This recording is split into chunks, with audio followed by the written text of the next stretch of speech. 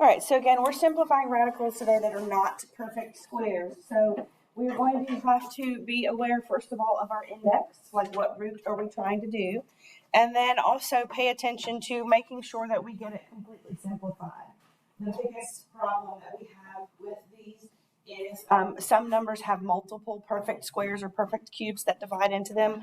We always want to make sure we get the highest one so that we are completely simplified. So there is a way that I kind of think through the process that helps us make sure that we get the largest one without having to check to see if we can simplify any further. So, for example, the first one is the square root of 27. Okay. Now, if we look at our squares list, 27 is not on the list, correct? So the way that we can guarantee that we get the largest perfect square every time is we want to start with the number on our list that is closest to 27 without going over. So if I'm looking at my square list, which number is closest to 27 without going over? 25. So I start here and I say, okay, well, does 25 divide evenly into 27? No. So then I'm going to move up my list. Okay, if I start with the largest one and work my way backwards, I'm guaranteed to get the largest perfect square. So then I say, does 16 go into 27 evenly? No. So then I move up. Does 9 go into 27 evenly? It does. Okay, so that's going to be my perfect square that I'm going to divide out. So what we do then is have a pen that would work. Is we're going to split this into two square roots that are being multiplied together. I always start with my perfect square or perfect cube, whichever one we're dealing with. And in this case, we said it was 9. So I'm going to split this up into the square root of 9 times, what do I multiply 9 by to get 27? 3. Okay, so I'm going to split that up into the square root of 9 times the square root of 3. The one that is my perfect root is going to simplify and come out from under the radical symbol. The one that is not a perfect root stays under the radical symbol. So then what I'm going to do is I'm going to say the 9, which is my perfect square. And again, I always list that first so that I don't make mistakes and put the wrong numbers in the wrong positions. What is the square root of 9? 3. So I'm going to put that in front without the radical symbol. And then behind it, I'm going to multiply it by the square root of 3, which just means I'm going to put that square root of 3 behind it. And then you do always just want to double check to make sure you have the largest one. But again, if you do the process of starting closest to it and working backwards, you will always have the largest one. But what I want to look at is, does the number 3 under the radical, does that still have a perfect square that it can divide into? No. So then I know I'm completely simplified.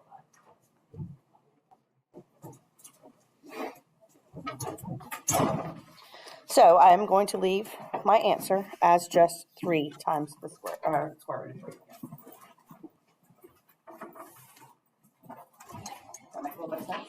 All right, I want you to try the second one, but this time it is a perfect cube that we're looking for. So we want to look to our cube list. 16 is not on that cube list. I want to start with the number closest to 16 without going over.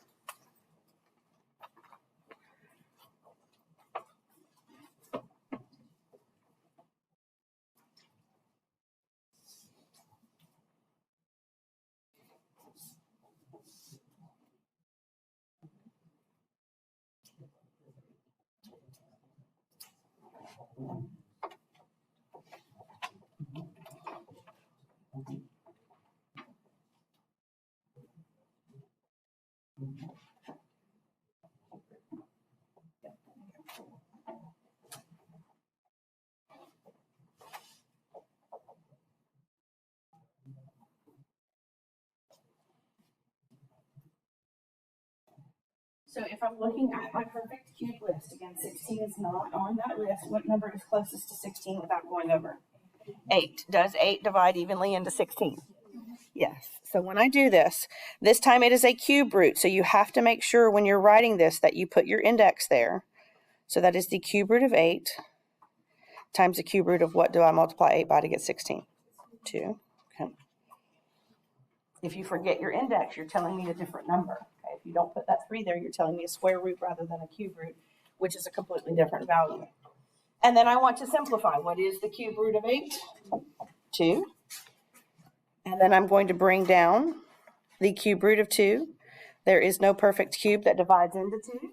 So we leave it just like that. Again, if you forget tell me the answer is 2 times the square root of 2, which is a completely different value. Is everybody okay with that? Okay. All right, and then sometimes you're going to have a number in front of your radical. That 4, is that the index or is that just a coefficient? It's a coefficient. You know if it's the index because it's going to be small and it's going to be up in that little open B spot. So that says 4 times the square root of 32. So what I need to do is focus on the square root of 32 right now. We're going to go back to our square list. I'm going to go to the number closest to 32 without going over. Okay, this is one of those numbers that has multiple perfect squares that divide into it. So we need to make sure we get the largest one. Does 25 divide evenly into 32? No. Okay. Does 16 divide evenly into 32? It does. How many times? Twice. So this is what we do. We're going to keep the 4 in the front. We're going to put times the square root of 16. And then times the square root of 2. And again, notice I always put my perfect root. That's going to cut off, didn't it?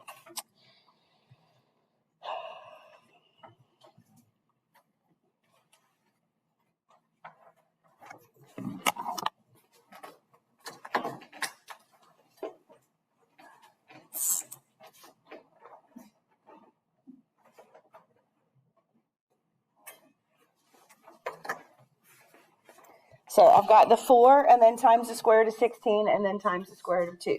That 4 does not have a radical on it, so it is going to stay a 4. Then I will simplify my perfect square. What is the square root of 16? 4. Okay.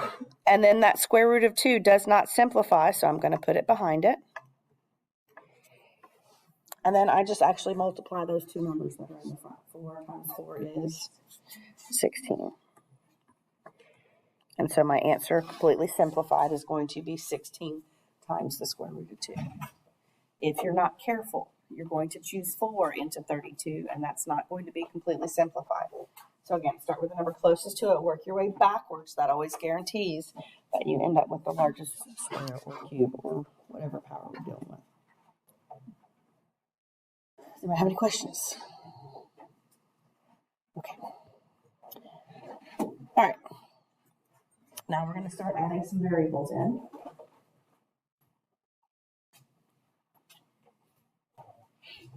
We're going to simplify the square root of 49x.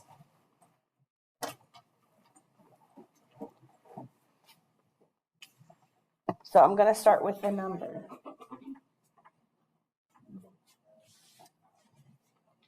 We're going to split it up. I think this would be the best way.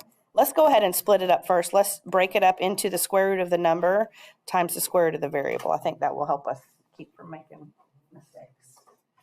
So take the coefficient, the number, and then the variable separately so we can think about them separately. Is 49 a perfect square? Yes. So I can simplify that down to be just 7. Now, as far as the x goes, we're going to think about it a lot like what we talked about yesterday. What is the index on a square root that's not written? A 2. And what is the exponent on that x? A 1, right? So yesterday what we did was we looked at this and we said, okay, how many times can that index, the 2, divide evenly into 1? Does 2 divide into 1? No. Okay. What that means is it's not going to simplify. I cannot get that index to divide into that exponent because I don't have enough as far as my variables are concerned. So I cannot simplify that part. So it is going to stay exactly as it is, which means when I write this together, it's just going to be 7 times the square root of x.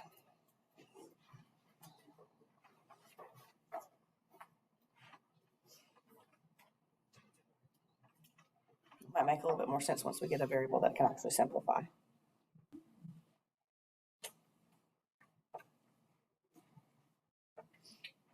Everybody kind of okay with that one? All right, let's start with number 5. I'm doing the square root of 18x squared y. So the first thing I want to do is split all of my pieces apart. Let's start and do the square root of 18 times the square root of x squared times the square root of y. What we're going to do is we're going to put all these together in the end, but we're going to simplify them one piece at a time. So let's start with 18. Is 18 on my perfect square list? No. So I want to go to the number closest to 18 without going over, which is 16. Does 16 divide evenly into 18? No. So then we're going to move up. The next number is 9. Does 9 divide evenly into 18? It does. So we're going to split this into the square root of 9 times the square root of 2. Then I can simplify. What is the square root of 9? 3. And that's going to stay under the radical, correct? Okay. One piece at a time helps us minimize mistakes, I think. All right, let's look at my x squared. Again, the index is a 2 when it is not written. How many times does the index 2 divide evenly into that exponent? 1. Okay, so what we're going to do is we're going to bring that down. And it goes in evenly, right? There's no leftovers. Okay, so that's just going to simplify to be index. And then we're going to do our y. The index on the y is a 2. The exponent on the y is a 1. Does 2 divide into 1? No, so that's going to stay under the radical symbol. Now, I would not leave my answer like that. We need to put it back together. And what I mean by that is everything that is not under a radical sign is going to get multiplied together and be written in the front. So my 3 is not under a radical and neither is my x. So I'm going to multiply those and write them together in the front. 3 times x is just 3x.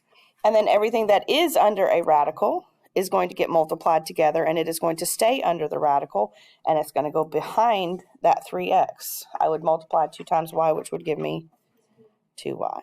And that's what my final answer should look like. 3x times the square root of 2y.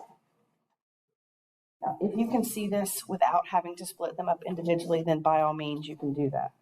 But I think if we take the numbers and the variables separately and then put them back together, it might help us keep from making some mistakes.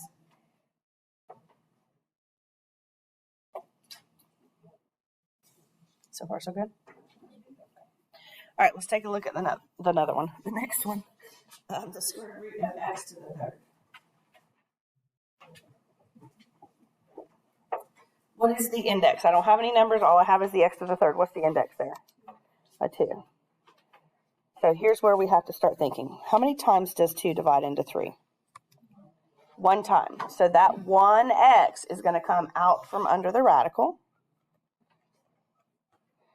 But how many do I have left over? After I take 2 out, how many are left over? 1.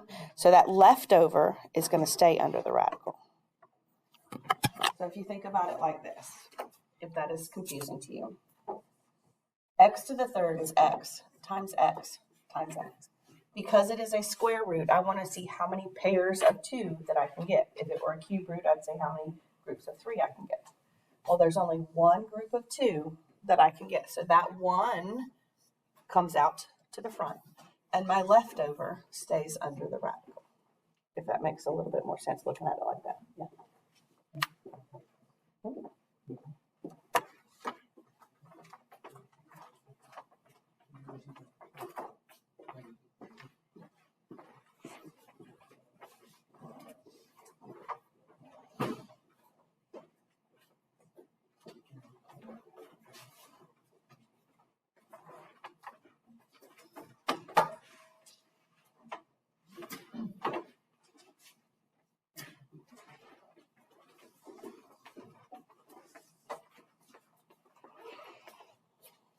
All right, I want you to try 7. It's very similar.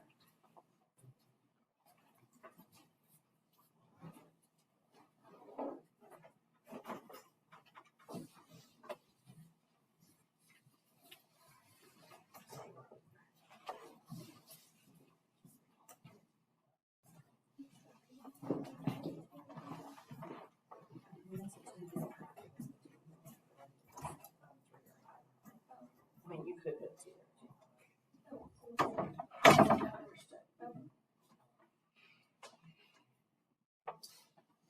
want to think to yourself, how many times does the index fit into the exponent? That is going to be what comes out, meaning x to that power, however many times it fits in. Your leftovers, if there are any, stay under the radical. What is the index on a square root? 2. How many times does 2 go into 5? 2. So that is going to come out front, x squared. And then how many would be left over if I pull 2 sets of 2 out? 1. And again, you can look at it as if you were writing it out. If that makes you understand it a little bit better, x to the 5th is x times x times x times x. The index is 2, so I want groups of 2. There are 2 of those. That's my x squared. My leftover stays under. Is everybody kind of okay with that one? All right. I would like for you to try 8 and 9, please.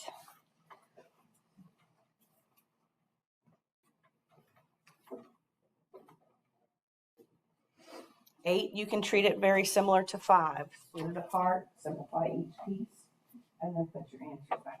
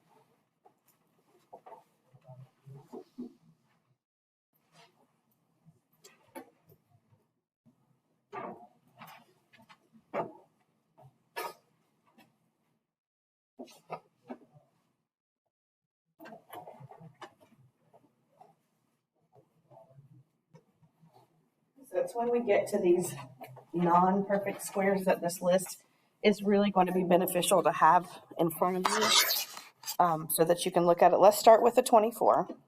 We're going to split everything apart. Of course it did.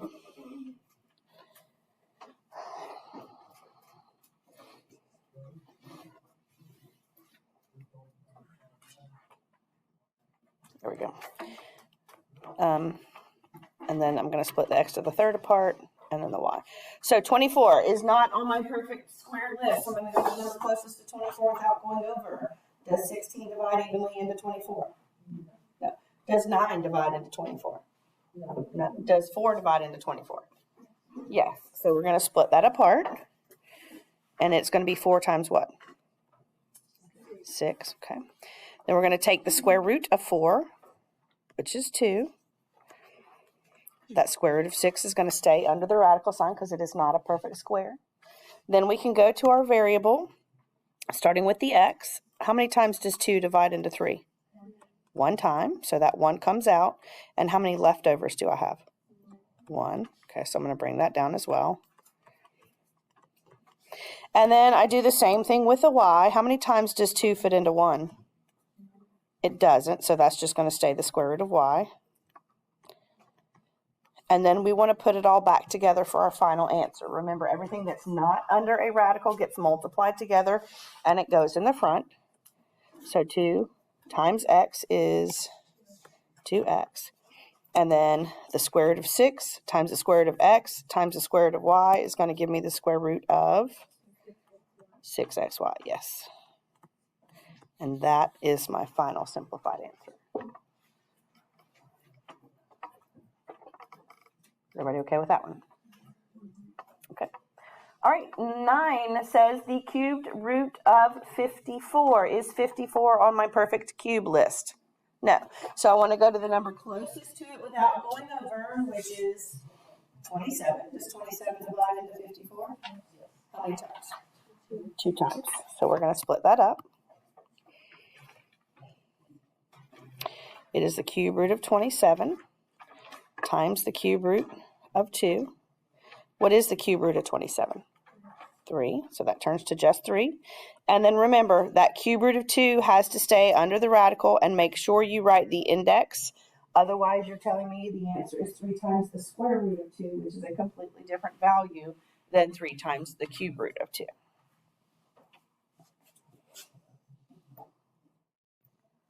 So far, so good? Okay. I want you to try 10 and 11. Hold off on 12 because we're going to need to talk about that one. But go ahead and try 10 and 11.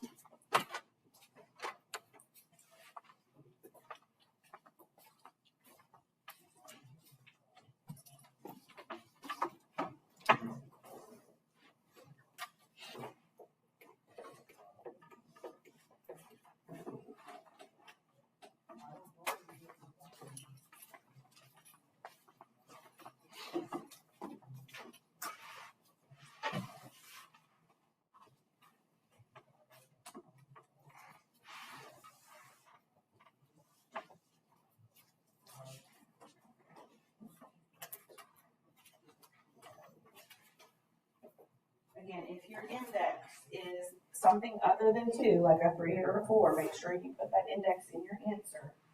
Otherwise, you're giving me a different value, and you will lose points on it on the test next week.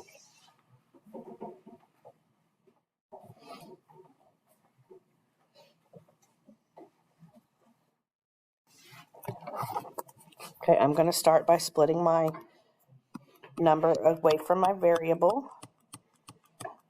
Maybe.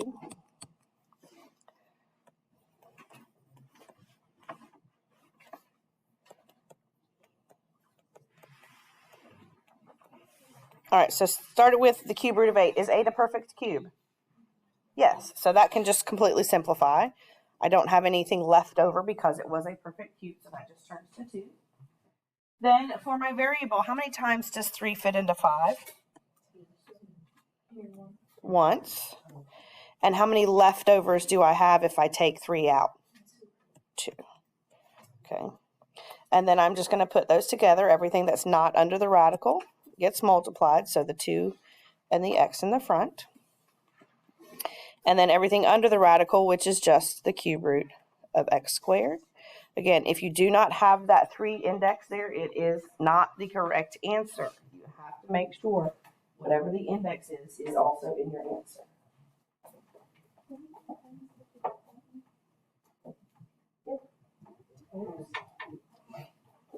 Everybody okay with that? All right, number 11, I do not have any numbers, so all I have are the variables to worry about. My index this time is a 4. How many times does 4 divide into 7? 1 time, so that 1 comes out. And then how many leftovers am I going to have? 3. So it will just be x times the 4th root of x to the 3rd.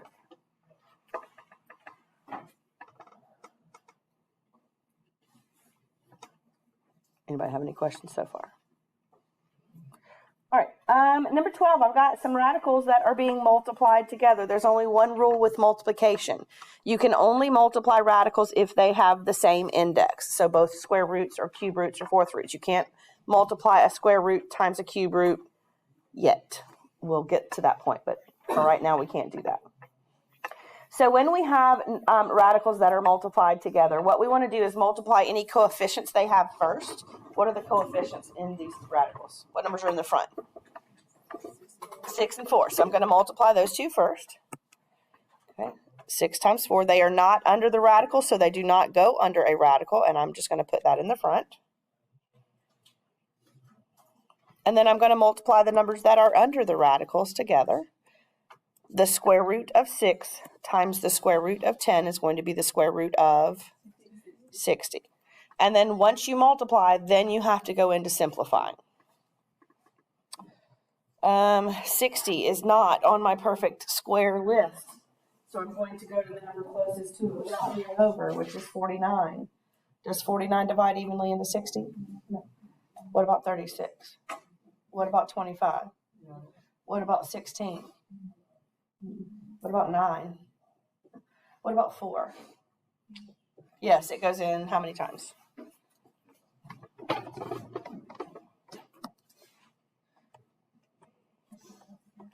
It turned off again, of course. Good grief. You know, if they would just give me the big TV computer like I asked, I wouldn't have these issues. No. 4 times 15 gives me 60. Is everybody okay with that so far? All right. I'm going to keep the 24.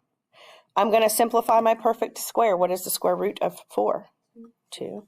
And that 15 is not a perfect square. It does not have a perfect square that divides into it, so it's going to stay under that radical. And then the last thing I'm going to do is just multiply the two numbers in the front. 24 times 2 is going to give me 48 times the square root of 15.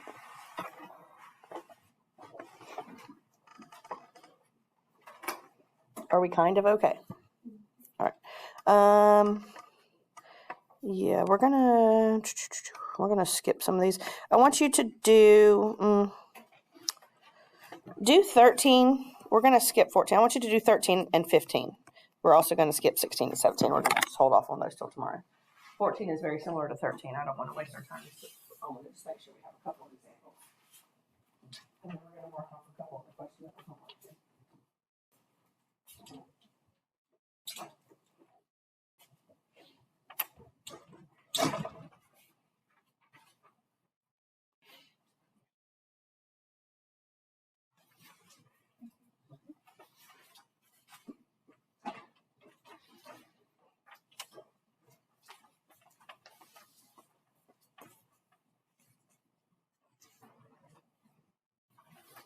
Multiply first, and then simplify. If there are no numbers in the front, then there are no numbers to multiply in the front. Your index does not change. A cube root times a cube root is still going to be a cube root.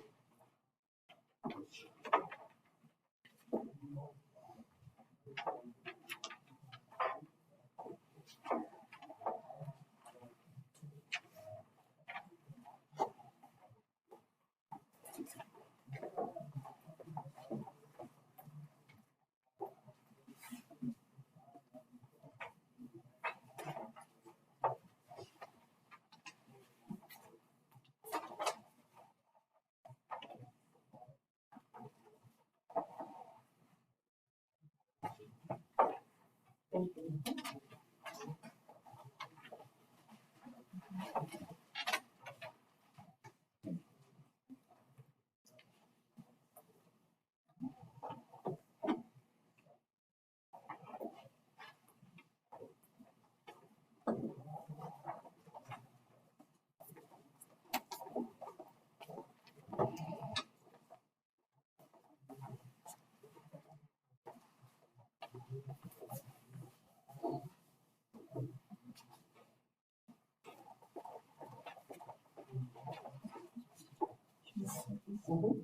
then you can simplify.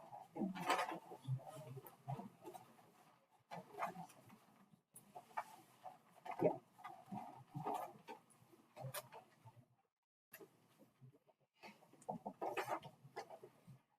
We're going to multiply first. Am I allowed to multiply a cube root times a cube root? Yes. Okay. So I'm going to keep my cube root symbol. And what is 3 times 18? 54.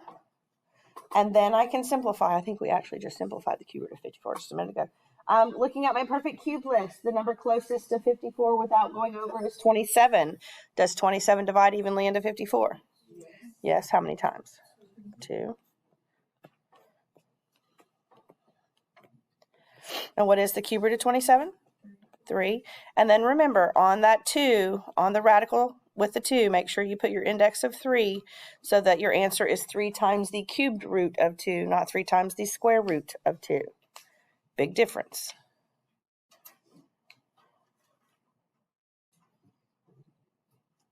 Is everybody okay with that? All right. Can I multiply 15? Are they both the same index? Yes. Okay. So we're going to keep that cube root. 4x squared times 4x to the third is going to give me 16x to the fifth. Yes. Okay. 4 times 4 is 16. X squared times x to the third is x to the fifth. Okay. Because I have a variable and a number, I'm going to split them up.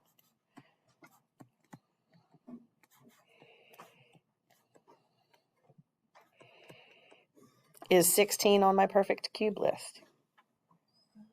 No. What's the perfect cube closest to 16 without going over? 8. Does 8 go into 16? Yes, it does. So we're going to split that up.